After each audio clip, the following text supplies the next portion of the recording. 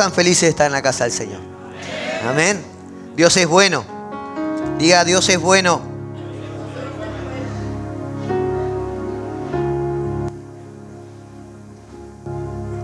Hace un tiempo estaba pensando en colocar un adhesivo detrás de mi auto. Algo con lo cual yo identificaba a Dios por lo que Él había hecho en mi vida. Y amados, me he dado cuenta que Dios es bueno. Dios es bueno. Amén. Él es grande, es bueno. Su misericordia, hermano, no tiene fin. Nosotros continuamente corriendo hacia el otro lado y Él continuamente, como un padre detrás de sus hijos, tratando de atraernos a su presencia. ¿Y eso por qué? Porque Dios es bueno. Me maravillo con Él cuando veo las cosas grandes y maravillosas que hacen en nuestra vida, en nuestra familia, en la vida de los hermanos. Y amados, hoy quiero comenzar una serie que va a durar 3 o 4 semanas, que se llama Los enemigos del alma, segunda temporada.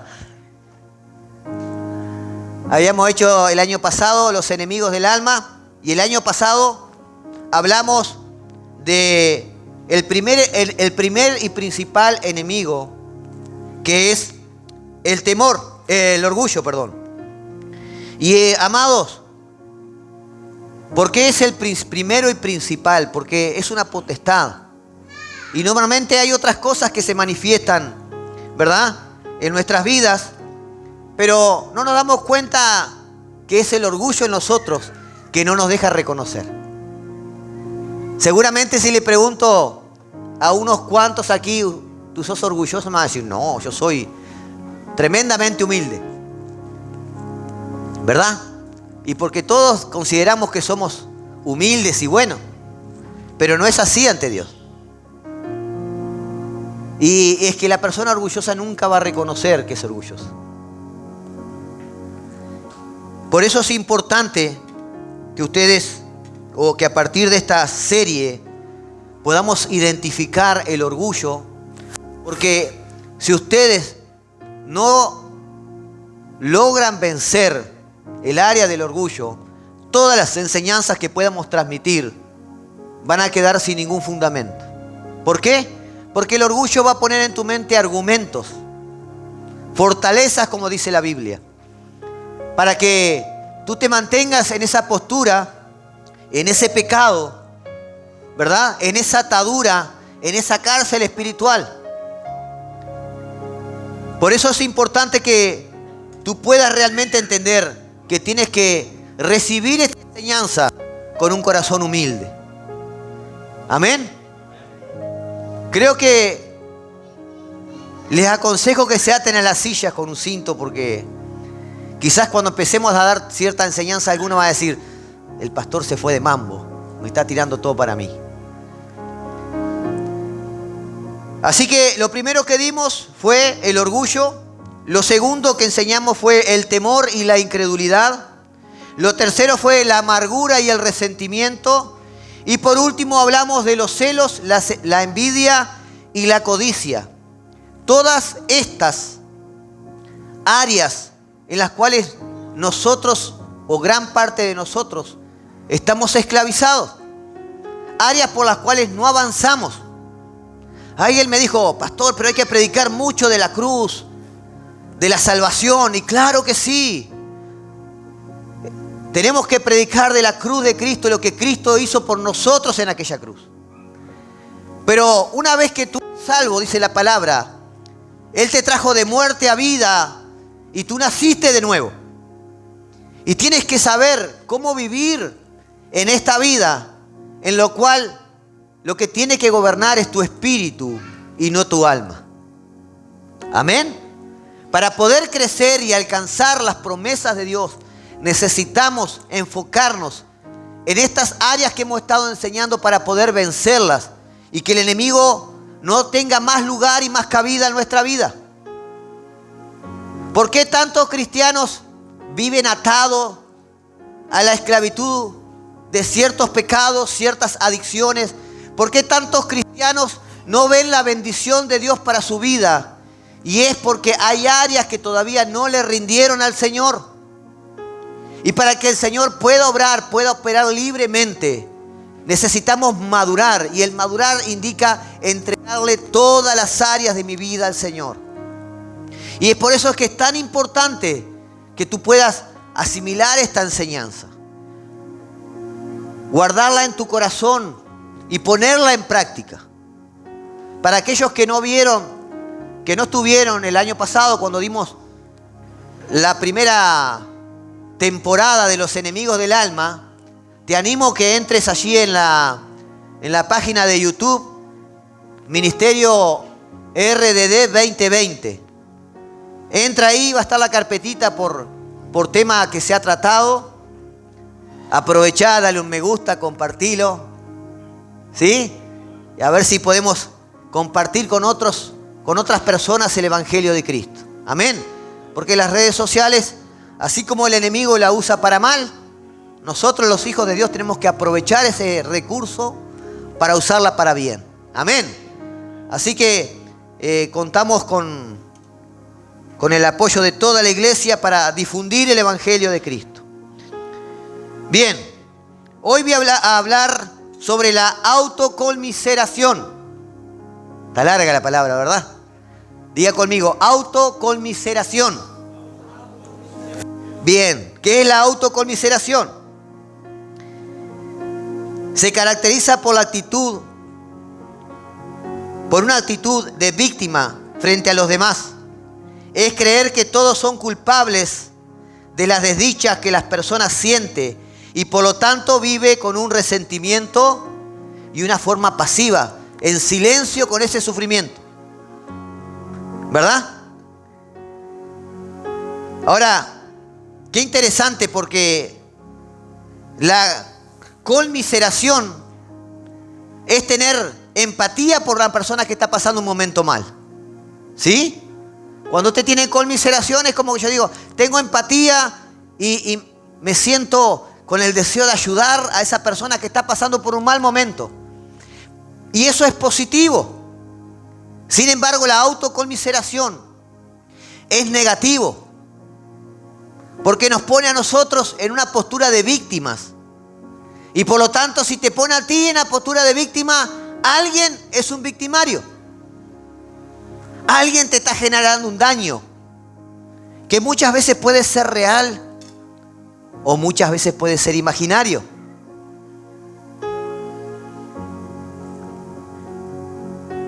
Quiero hablarles algunas características de las personas que sufren este mal. Y no estoy hablando de psicología. Estoy hablando de ciertas cosas que están en nuestra carne, que cuando nosotros le damos lugar, los espíritus vienen y repotencian eso. Se afirman en ello. Algunas características. No levante la mano, yo me siento identificado. Ahí donde está usted, cada uno se hace este análisis. Lo primero, que es la raíz de todo la raíz de todo es el miedo y el egocentrismo. Todo gira alrededor de la persona. Siente pena por sí mismo. Cree que no merece nada bueno. ¿No han visto a esa persona? Que la están por bendecir y yo no lo merezco. Ay, no, y todavía como que no es para mí. ¿Verdad? Esa actitud siempre de apocarse. Tienen temor a que las cosas buenas, a que le sucedan cosas buenas. Se sumerge en su propia idea conflictiva de la vida. Se queja por todo y a toda hora. Le gusta mostrar su sufrimiento a otros. Y generalmente sufre depresión. Y amados, escuchaba a algunos médicos, psicólogos y psiquiatras que hablaban sobre esta área. El daño que le produce no solo en su mente, sino en el cuerpo físico. Porque esa persona se pone una actitud de víctima, ¿verdad? Ya sea dañada o no, y comienza a encerrarse en sí misma y muchas veces no cuenta a nadie y se guarda para sí, y después vemos personas que no entendemos por qué están con ciertas enfermedades físicas. Y usted entienda, los malos pensamientos, los pensamientos negativos, cuando usted tiene autoconmiseración, cuando usted está dejando que el enemigo le engañe con estos pensamientos, abre puertas, ¿verdad?, al rencor, a la falta de perdón, abre puertas al orgullo. Y eso genera en nuestro cuerpo físico, tiene un impacto. Así como el temor tiene un impacto también, la autoconmiseración llega a generar un impacto en nuestro cuerpo físico. La persona llega a sentirse como contracturada, con dolores.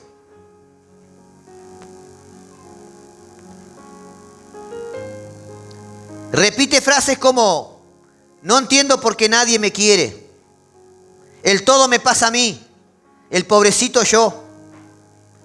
No puedo con esto. Me voy a morir. Esto lo he hecho porque estaba muy mal. Te hice este daño porque estaba muy mal. Te contesté de esta forma o te tiré con una cacerola porque estaba muy mal. Me ofendiste. Y se lo guardaron. Y eso fue generando algo adentro, ¿verdad? Y ya en vez de reaccionar, me lo voy guardando, y cuando reacciono parece que la reacción es algo desmedida.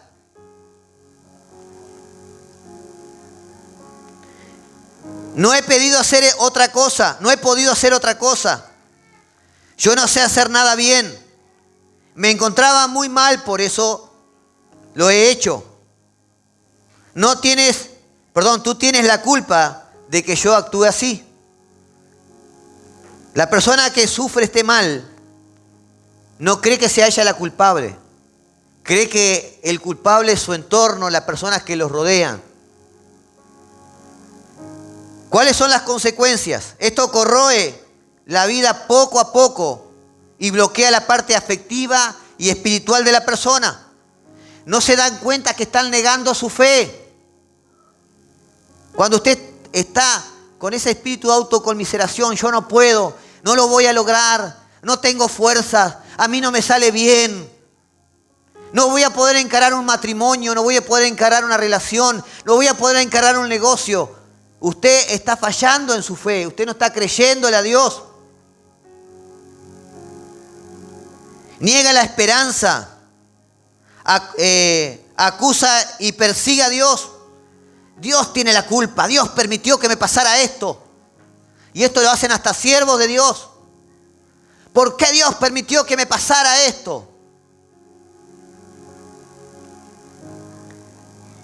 Y escuche esto, muchos utilizan la autoconmiseración para justificar adicciones como el alcohol, el consumo de droga, la pornografía o malos comportamientos como pelea, autolesiones e infidelidades. No es culpa mía que haya sido infiel. Hace unos días escuchaba un testimonio de un pastor de una iglesia, el cual encontró a uno de los jóvenes que estaba teniendo relaciones con 5 chicas diferentes en la iglesia. En la propia iglesia. Y cuando lo llamaron, le preguntan, ¿pero vos te das cuenta de lo que estaba haciendo? Dice que había 3 o 4 pastores allí y nunca imaginaron la respuesta de este joven. Es que el espíritu de Jezabel en esas mujeres no es culpa mía. Le pusieron Salomón a él de sobrenombre. ¿Lo conocen, no? Tuvo 1000 mujeres. Es que es culpa del espíritu de Jezabel de estas mujeres. La persona que sufre de autoconmiseración está tan cegada que nunca va a encontrar o va a reconocer la culpa. Siempre va a encontrar la culpa en alguien más. Y eso va a fortalecer este espíritu para que se encierre en sí misma. No va a haber nada que lo pueda conformar. Siempre va a haber algo que lo va a mantener inconforme. Amado, esto es un mal dañino, peligroso, tan peligroso que puede hacer que un profeta poderoso, que un siervo de Dios pierda su llamado. Cuando nosotros damos lugar a estos pensamientos, el enemigo los repotencia. Y no importa cuál nivel de unción tienes, si tú lo tomas y caminas en dirección de esos pensamientos, no vas a poder vencerlo. Primera de Reyes, capítulo 18, versículo 20. Vamos a hablar de un poderoso profeta de Dios. ¿Cuántos han escuchado hablar del profeta Elías? El profeta Elías. Este profeta fue tomado por un espíritu de autoconmiseración y terminó en la bancarrota espiritual. Primera de Reyes, capítulo 18, versículo 20. Dice: entonces Acab convocó a todos los hijos de Israel y reunió a los profetas en el monte Carmelo. Y acercándose Elías a todo el pueblo dijo: ¿hasta cuándo claudicaréis vosotros entre dos pensamientos? Si Jehová es Dios, seguidle, y si Baal, id en pos de él. Y el pueblo no respondió palabra. El pueblo dudaba si realmente Jehová era su Dios. Y acercándose Elías a todo el pueblo dijo: ¿hasta cuándo claudicaréis vosotros entre dos pensamientos? Y dice que Elías le pide que traigan 2 bueyes. Y allí había 450 profetas de Baal y estaba solamente Elías. Y pidió que se le entregara 2 bueyes. Y le dijo: vamos a hacer esto. Vamos a preparar estos bueyes. Y ustedes preparen su altar y hagan su sacrificio. Invoquen sus dioses para que descienda fuego y consuma el holocausto. Y dice que aquellos profetas armaron su altar y comenzaron, ¿verdad?, a hacer unos cánticos y a bailar. Y comenzaron en la mañana. Y llegado al mediodía nada acontecía y se estaban cansando estos hombres. Y dice que Elías, riéndose, le dice: bueno, pero griten más fuerte porque no los están oyendo. Griten más fuerte, quizás salieron a hacer por ahí algún mandado, alguna comisión y están ocupados. Hasta que se cansaron y no ocurrió nada. Pero dice que Elías preparó su holocausto y hizo derramar tinajas de agua para que no quedara duda que lo que iba a acontecer aquí en aquel lugar era un milagro sobrenatural. Dice que al instante él oró, descendió fuego del cielo, consumió el holocausto. Y dice que era tanto el fuego que hasta las piedras pasó por la llama. Qué tremendo, ¿verdad? Yo no sé, hermano, a mí me pasa algo de esto. No entro en esta ropa. ¡Wow! ¡Qué poder manifiesto de Dios! Escuchando la voz de su profeta. ¡Qué tremendo! Imposible que un profeta de esto pueda fallar. Ahora vamos al capítulo 19. Un capítulo más adelante de que aconteció esto. Quiero terminar este episodio. No terminó ahí. Porque una vez que aconteció esto, dice que Elías hizo tomar a los 450 profetas, los llevó a la orilla del río y los degolló.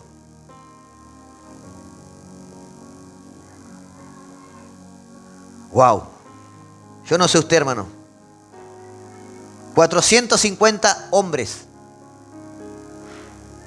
satanistas del ocultismo. Primera de Reyes, capítulo 19. Ahora vamos a ver la segunda fase de Elías. ¿Qué le pasó a este hombre poderoso, con una unción maravillosa, que estaba guiando al pueblo de Dios? Versículo 1 dice: y Acab dio a Jezabel la nueva de todo lo que Elías había hecho y de cómo había matado a espada a todos los profetas. Entonces envió Jezabel a Elías un mensajero diciendo: así me hagan los dioses y aún me añadan, si mañana a esta hora yo no he puesto tu persona como la de uno de ellos. Viendo pues el peligro que estaba mirando Elías,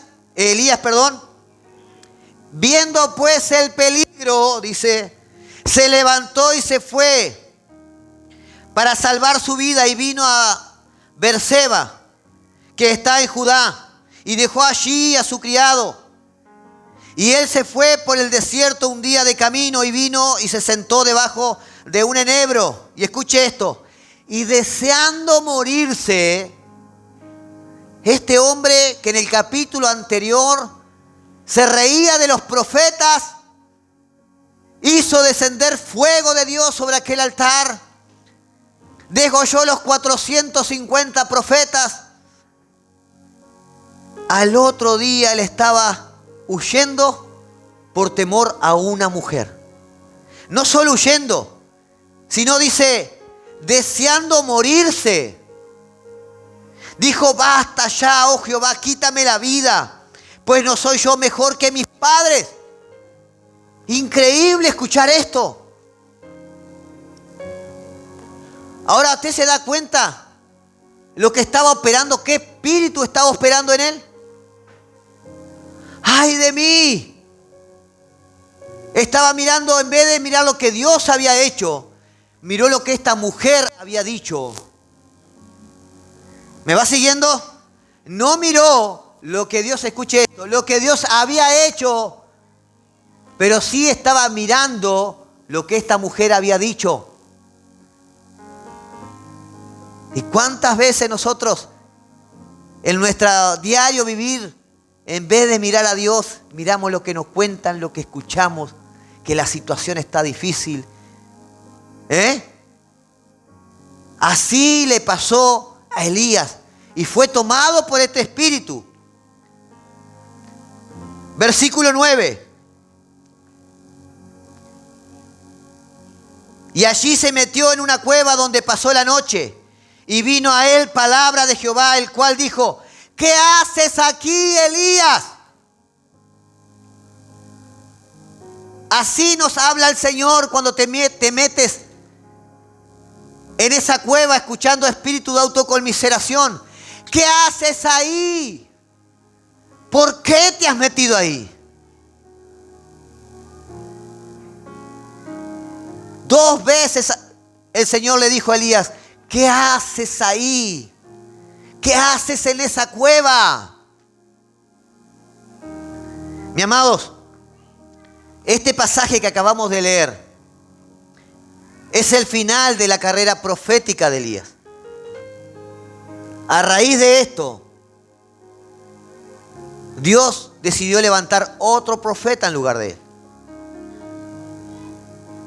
Este mal que puso fin a esta carrera profética de este hombre, destruyó su asignación, destruyó su ministerio, y le robó la unción. Ahora, ¿cómo sabemos de esto? Vamos al versículo 15 del mismo pasaje. Versículo 15 y dice, y le dijo Jehová, ve y vuélvete por tu camino por el desierto de Damasco, y llegarás y ungirás a Hazael por rey de Siria. Jehú, hijo de Nimsi, ungirás por rey sobre Israel. Y escuche esto. Y Eliseo, hijo de Safat, de Abel Meola, ungirás, ¿para qué dice? Para que sea profeta en tu lugar. Este espíritu, hermano, es tan poderoso que podemos perder el llamado de Dios si no salimos de esa cueva enseguida. Podemos perder el llamado de lo que el Señor nos ha establecido por dar lugar a este espíritu de autoconmiseración. Mis amados, hoy muchos cristianos en la iglesia están bajo este mal. Han perdido la unción, han perdido la fe, han perdido su confianza en Dios, han perdido la esperanza y han perdido muchos su asignación. Me he encontrado con muchos que eran siervos, pastores de Dios, que hoy están lejos de sus caminos. Y aun cuando hablamos con ellos, vemos que este espíritu de autoconmiseración todavía sigue operando. El espíritu de autoconmiseración es un instrumento del diablo, de Satanás. Y lo quiso usar contra el propio Jesús. Allí en Mateo capítulo 16, versículos 22 y 23, Jesús nos enseña que estos espíritus operan. Y no operan por una persona. Operan a través muchas veces de personas. Mateo capítulo 16, versículo 22, 23. El Señor estaba con Pedro. Él le había dicho: Pedro, es necesario que yo padezca, que mi vida sea entregada en la cruz del Calvario, que yo parta. Y Pedro le dice, miren, escuchen. Entonces Pedro, tomándolo aparte, comenzó a reconvenirle diciendo: Señor, ten compasión de ti. Como diciendo: pobrecito el Señor, ¿verdad? Ten compasión de ti, en ninguna manera esto te acontezca. No vayas a la cruz. ¿Cómo vas a sufrir esto tú? No, no lo hagas. Querete un poquito, le estaba diciendo. Ahora miren la respuesta de Dios. Volviéndose dijo a Pedro: quítate de delante de mí, Satanás. Me eres de tropiezo porque no pones la mirada en las cosas de Dios, sino en la de los hombres. Quítate de mí, Satanás. Y con esto no quiero decir que usted diga a su esposa: quítate de mí, Satanás, o a su esposo: quítate de mí, Satanás, porque seguramente termine mal. Pero así como Jesús pudo discernir quién era que estaba poniendo esos pensamientos en Pedro, nosotros tenemos que tener la sabiduría, la unción del Espíritu Santo para discernir qué pensamientos vamos a dar lugar, qué pensamientos voy a seguir. Mi amado, cuando nos disponemos a servir al Señor, cuando tú te pones con todo ese esfuerzo a servir al Señor, el enemigo te va a decir: pobrecito, ten compasión de ti. Mirá si te vas a levantar temprano a orar, ¿qué necesidad hay? Y es más, te lo va a revestir con un pasaje bíblico. El Señor ya sabe lo que tú necesitas. ¿Para qué vas a leer la Biblia? ¿Para qué vas a buscar la paz y la armonía entre los hermanos? ¿Para qué vas a buscar perdonar y amar? No, que lo hagan ellos, que surja de ellos. ¿Qué necesidad? Tú te mereces algo mejor. Así opera el enemigo en las mentes de los hijos de Dios, evitando el crecimiento, paralizándote en tu fe. Pero amados, cuando vienen esos pensamientos a tu mente, que viene de diferentes formas, viene a través de una persona, viene a través de pensamientos libres, viene a través de algo que vistes. Ahí tú te tienes que parar firme y decirle: apártate de mí, Satanás, porque me eres de tropiezo, porque yo quiero tener mi mirada en Jesucristo, el autor y consumador de la fe. Amén. ¿Cuántos dicen amén? Dale un fuerte aplauso al Señor. Aleluya. Gloria al Señor. Amado, la lástima es un sentimiento que hace que te identifiques con el problema, dándole más fuerza. Cuando tú comienzas a sentir lástima de ti mismo: ay de mí, están hablando mal de mí. Hay algo, hermanos, que en mi proceso aprendí. El otro día le decía a alguien: el Señor como que agarró un frasco de vaselina bien grande y me pasó desde la cabeza hasta los pies, ¿verdad? Y entonces cuando las personas hablan mal de mí, cuando murmuran de mí, cuando me critican, cuando no les gusto como yo soy, que soy petizo, que soy feo, que soy alto, que soy bajo, que soy gordo, Cuando el mensaje del pastor, qué duro el mensaje del pastor. Oh, el pastor tiene que hablar con más amor. Cuando usted está bien cimentado en Cristo, usted sabe lo que es. Usted sabe a quién sirve y usted sabe a quién tiene que agradar. Amén. Usted sabe a quién tiene que agradar. No importa lo que digan. Hay un tango argentino, ¿no? Se dice de mí. Algo así, ¿no? Se dice de mí. Y nosotros dice de mí, se dice de mí. Pastor, usted sabe lo que están hablando de mí. Nadie me tiene en cuenta, pastor. Y cuando vienen a mí niños espirituales, yo los reconforto, les doy ánimo. Vamos arriba, vas a salir de esto. Pero cuando vienen personas maduras, que ya conocen al Señor, que conocen las artimañas del enemigo, los escucho y los miro y le digo, parate y salí de esa cueva porque estás en un mal camino. ¿Y saben qué? No importa los años de cristianos que tú tengas, el enemigo le busca la vuelta y nos engaña. El enemigo le busca la vuelta y te hace caer en ese espíritu de autoconmiseración. Y un día eres un creyente que estaba diciendo, el Señor me está prosperando, me está bendiciendo, estoy creciendo. Gracias a Dios he empezado a tener una vida de comunión. Veo mi ministerio crecer. Y de la noche a la mañana tuvieron una circunstancia. Pero fui a la iglesia y ya el pastor no me saludó. Ay, los hermanos no me tuvieron en cuenta. Ay, mi situación ahora no era lo que yo esperaba. Y ya en vez de seguirle creyendo al Señor, seguir poniendo mis ojos, mi mirada en Cristo, la pongo en el problema. La pongo en aquel hermano que está hablando mal, que dicen que está hablando mal, o que creo que está hablando mal.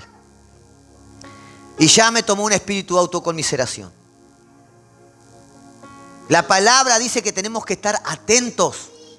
Atentos porque el enemigo anda buscando a quién devorar. ¿Usted cree que hay un descanso para él? Y si usted piensa que puede tomarse un descanso, es porque usted está creyendo que él se toma descanso. Él no se toma descanso, amados. Él no duerme. Él está craneando, pensando la forma de envolverlo a usted para sacarlo de la salvación, sacarlo de los caminos de Cristo, hacerle daño, hacerle mal a usted y a través de usted, a su familia, a sus seres queridos.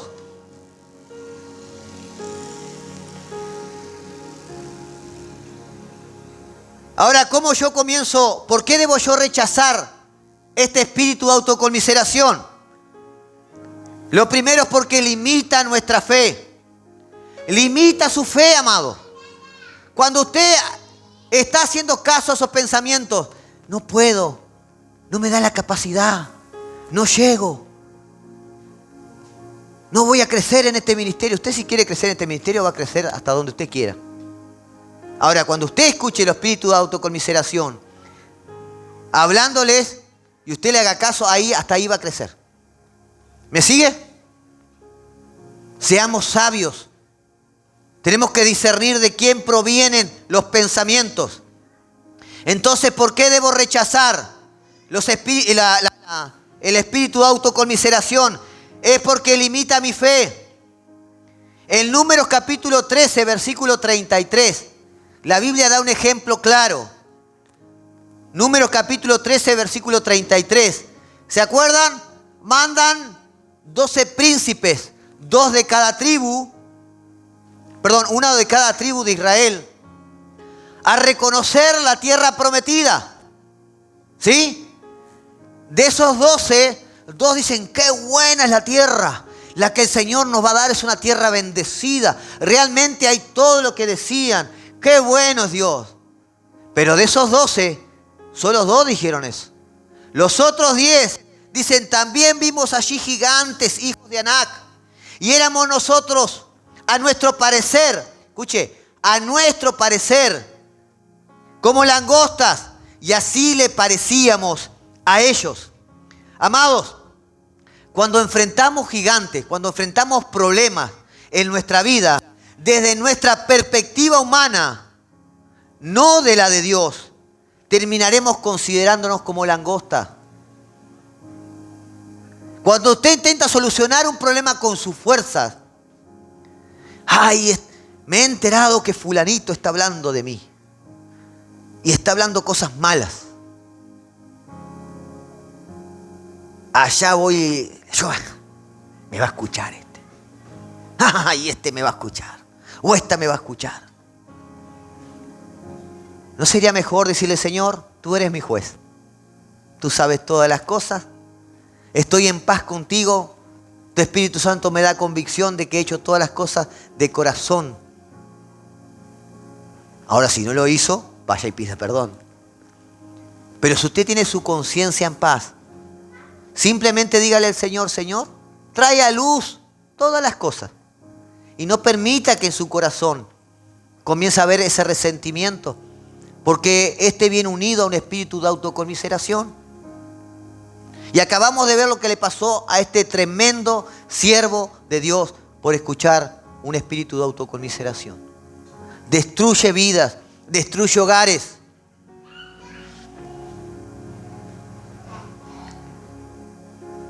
¿Por qué más no debo permitir o dar lugar a los espíritus de autoconmiseración?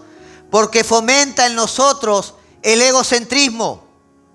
Porque fomenta en nosotros el egocentrismo. Es decir, hace que todo en nuestra vida gire en torno a nuestro alrededor. Cuando en realidad debería girar alrededor ¿de quién? De Cristo. El verdadero cristiano es cristocéntrico. Todo gira alrededor de Cristo. Él le queda a Cristo. No importa la situación en la que esté. Si estás en medio de una situación caótica, que te sientes sobrepasado. Cuando tú estás enfocado en ti, eres egocéntrico, vas a tener grandes problemas. No vas a ver la salida. Pero cuando tú eres cristocéntrico, tu mirada está en Él. Y tú dices, Señor, con mi fuerza es imposible.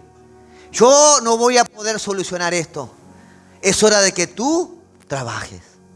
Me confío de pleno a ti. Amén. Me confío en ti.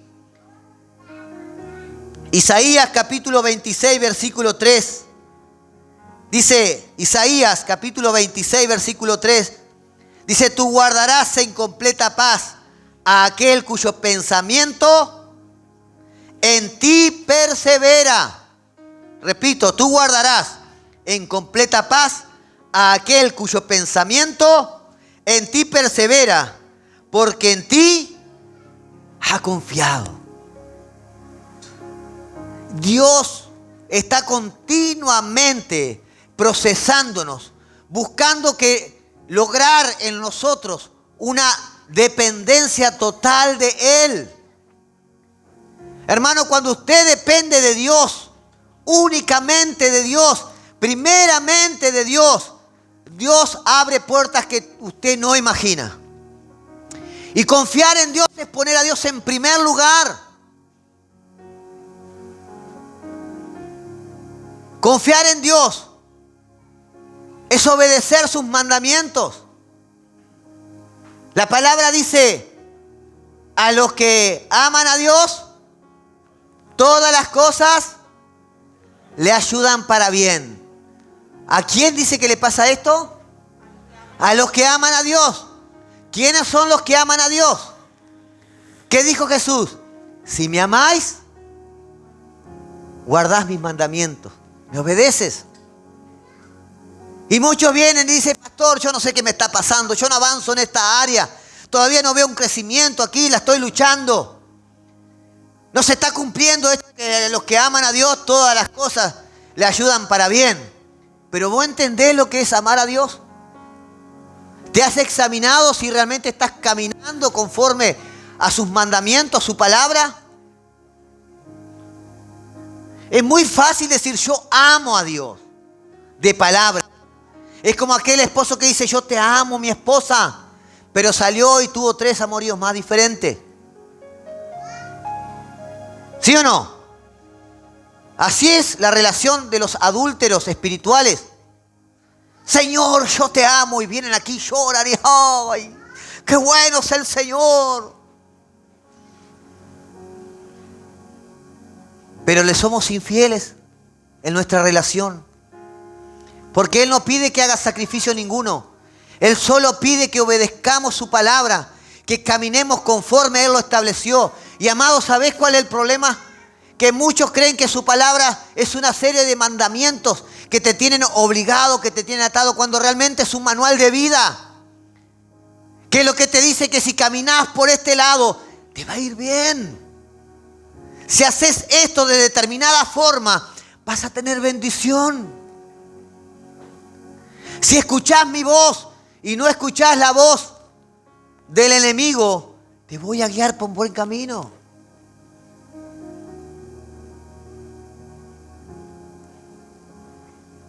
Qué interesante, amados. El egocentrismo proviene de una mente inmadura. Primera de Corintios capítulo 13, versículo 11. El egocentrismo proviene de una mente inmadura. Dice así la palabra del Señor.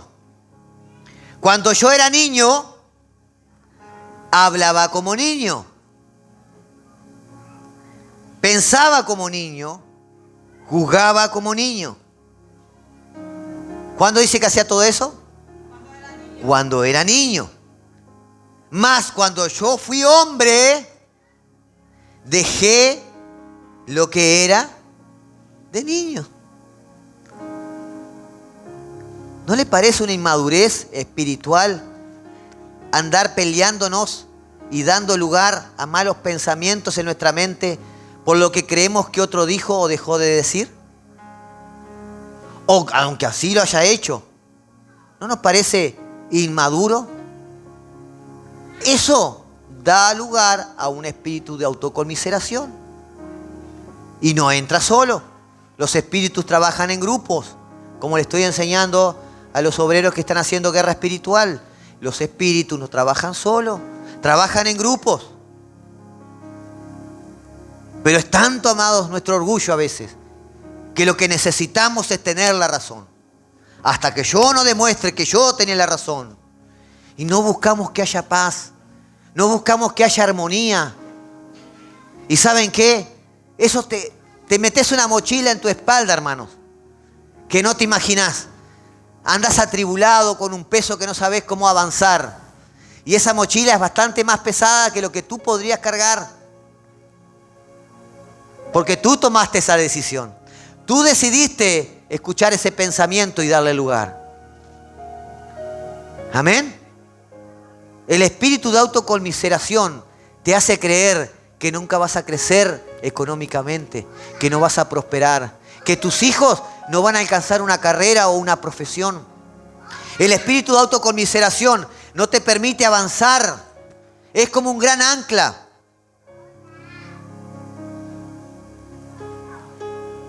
No nos deja aprender o no nos deja comprender que la voluntad de Dios es buena, agradable y perfecta. Ahora, ¿cuál es el otro problema? Muchos no entendemos que la palabra de Dios dice, al que Dios ama, ¿qué hace? Disciplina.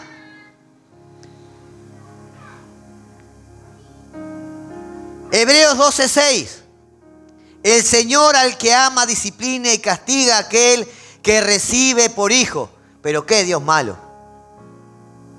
Ese no es el Dios que yo conozco, me dicen algunos. Mi Dios es un Dios de amor. ¿Ah, sí? ¿Solamente de amor? ¿No es un Dios justo? ¿No es un Dios fiel? ¿No es un Dios que es nuestro Padre? Y como Padre, ¿nosotros no tenemos que disciplinar a nuestros hijos por su bien?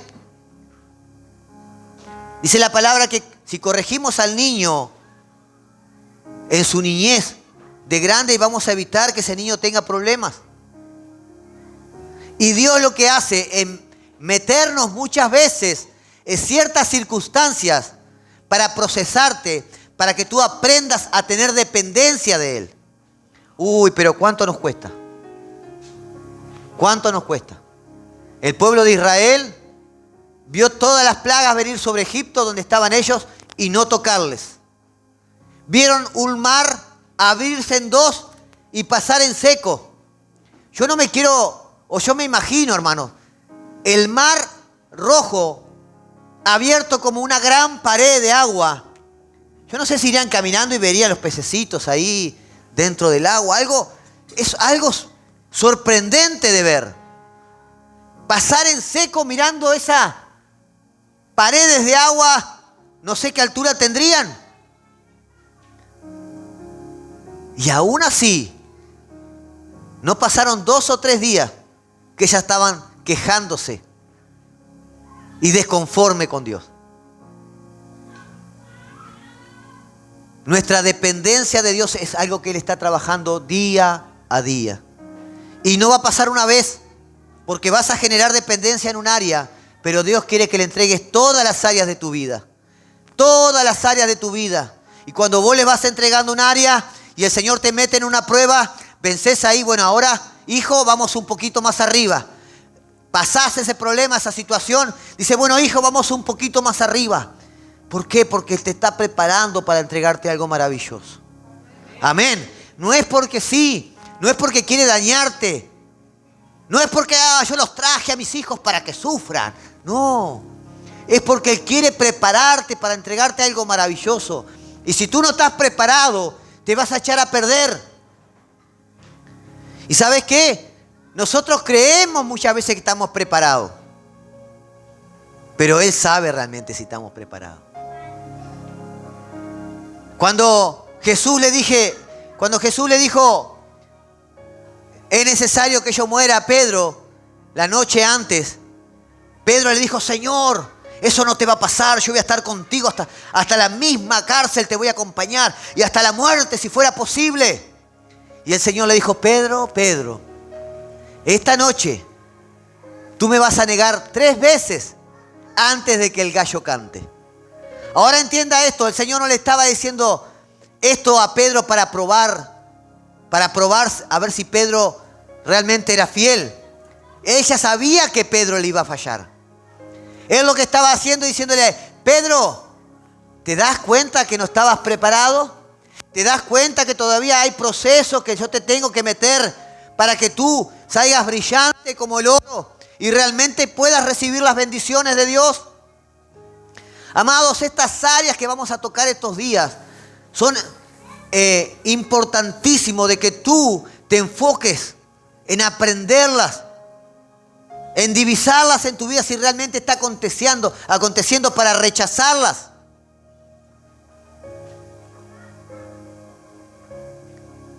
Santiago capítulo 1, versículo 2 a 4 y 1 de Pedro capítulo 1, 6 y 7 dice que las pruebas y las aflicciones de este mundo nos ayudan a crecer y fortalecernos en fe. Amén. Amados, quiero concluir con lo siguiente. En el mismo libro de Reyes, capítulo 17, Elías es enviado por Dios a que se encontrara con la viuda de Sarepta. Y esta viuda dice que esa ciudad estaba pasando por una gran escasez, una gran sequía. Y allí en el versículo 10, Primera de Reyes capítulo 17, versículo 10. Entonces él se levantó y se fue a Sarepta. Y cuando llegó a la puerta de la ciudad, he aquí una mujer viuda que estaba allí recogiendo leña. Y él la llamó y le dijo, te ruego que me traigas un poco de agua en un vaso para que beba. Estamos hablando, la ciudad estaba en sequía. Pedir agua ahora es como traerme un whisky etiqueta negra o etiqueta azul, ¿verdad? Era como pedir oro. Era algo que era carísimo. Pero no solo eso, miren, cuando ella va, yendo ella para traérsela, él volvió a llamarla y le dijo, te ruego que me traigas también un bocado de pan en tu mano. Usted entendió lo que yo dije, estaban en escasez de agua y de alimento, estaban pasando hambre en la ciudad. Y esta viuda le dice, y ella le respondió, vive Jehová tu Dios, que no tengo pan cocido, solamente un puñado de harina tengo en la tinaja. y un poco de aceite en una vasija. Y ahora recogía 2 leños para entrar y prepararlo. Escuche esto, para prepararlo para mí y para mi hijo, para que comamos y nos dejemos morir. Ay de mí, ¿cómo te voy a preparar un alimento, profeta, si me estoy muriendo? Apenas tengo para mí. ¿Cómo voy a sembrar en los hermanos si apenas tengo? ¿Cómo voy a bendecir a un hermano que está necesitado si apenas tengo para mí? Sí, yo sé que Dios manda que abramos nuestros brazos y podamos bendecir al necesitado. Pero estoy apenas. Como esta viuda, para comer. Capaz que era una bruja con el hombre, pero ya la segunda vez que la llamo de bruja a la pobre mujer. Para comer y morirnos, dice ella. Ahora el profeta le dice, no tengas temor, ve y haz como has dicho, pero hazme primero para mí una pequeña torta cocida debajo de las cenizas y tráemela, y después harás para ti y para tu hijo. Qué locura, ¿no? Qué locura. Pastor, ¿cómo voy a bendecir a un hermano si apenas tengo? Vamos a traerle estos muslos de pollo y nos vamos a echar a morir, dijo. Vamos a traerle estas chipitas que teníamos para nosotros. Eso es un espíritu de autoconmiseración. Pobre de mí, opaca la fe. Opaca la fe. No tengas temor, ves, y haz como has dicho, pero hazme a mí primero de ello una pequeña torta cocida debajo de la ceniza y tráemela y después harás para ti y para tu hijo, porque Jehová Dios de Israel ha dicho así, la harina de la tinaja no escaseará, ni el aceite de la vasija disminuirá hasta el día que Jehová haga llover sobre la faz de la tierra. Y cuando lo oyó Elías, cubrió su rostro. Perdón, no, esto no era, hasta ahí era. Y aconteció así como el profeta le había dicho. La mujer se volvió rica porque no le faltó ni harina ni aceite. Estaban en una crisis de hambre, estaban pasando hambre. Y él le dijo, hazme primero para mí. Gracias a Dios que esta mujer, si bien primeramente escuchó el espíritu de autoconmiseración y dijo, ay, bueno, pero tengo este poquito y vamos a comer y nos vamos a quedar ahí hasta que muéramos. Ella, cuando escuchó al profeta, puso obediencia y fe y le creyó a Dios. Amén. No permitas que este espíritu de autoconmiseración opaque tu fe. Créele a Dios. Dios te ha hablado muchas veces. Y muchas veces ha frenado la bendición. Muchas veces ha dejado de hacer algo que el Señor te ha pedido que hagas. Por temor a que te falte. No estás pasando ese proceso. Y lo vas a repetir una y otra vez. Una y otra vez. Eso es lo bueno que tiene el Señor. Que los exámenes los podemos repetir. El tema es que mientras los sigamos repitiendo, no recibimos las bendiciones, no avanzamos. Necesitas creerle a Dios y tener una autodependencia completa para con Él. Amén. Ponete de pie, amado. Efesios capítulo 6. ¿Cómo venzo esto? Escuche, termino con esto. ¿Cómo vencemos el espíritu de autoconmiseración? Efesios capítulo 6, versículo 16 al 20 dice, sobre todo, tomad el escudo de la fe, con que podáis apagar los dardos de fuego del maligno. Amados, los dardos de fuego del maligno son esas mentiras que él te está lanzando. No puedes avanzar, no te va a ir bien. No hagas caso a Dios todavía. Mirá si por querer poner a Dios en primer lugar te sale el tiro por otro lado y no te resulta. Así son esos dardos del maligno que nos está lanzando. Pero la palabra dice que tomemos el escudo de la fe. Amén. Y ese escudo de la fe se ha afirmado con la palabra de Dios. Necesitamos creerle a Dios, porque Dios es un Dios poderoso. No hay nada imposible para Él. Amén. Vamos a orar. Quiero orar por aquellas personas que han tenido esos pensamientos negativos sobre su vida.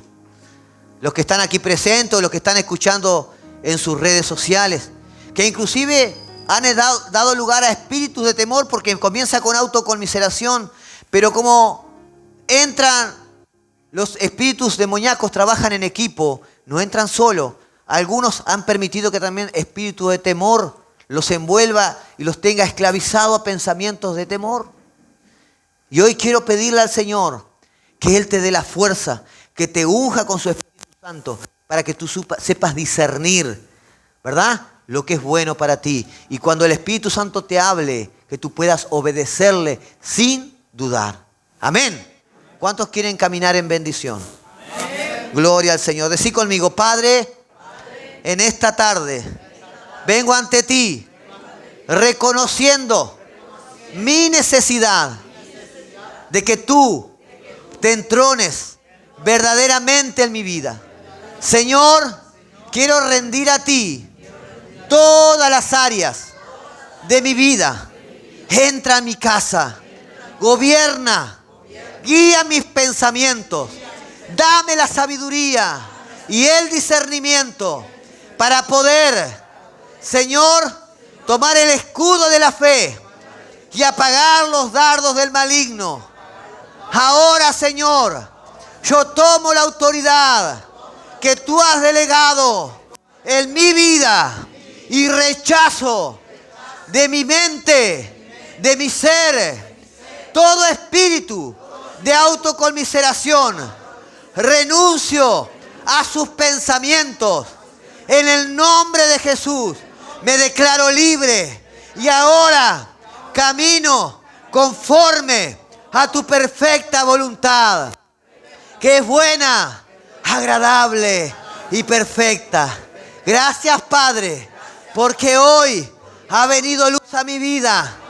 He aprendido, Señor, que yo soy un victorioso en Cristo Jesús y no hay ninguna área en la que tú no me puedas dar la victoria.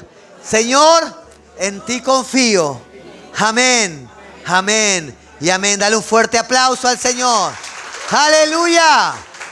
Gloria al Señor. Gloria al Señor. Tomen asiento. Voy a pedirle a la hermana que estaba dirigiendo que venga a dar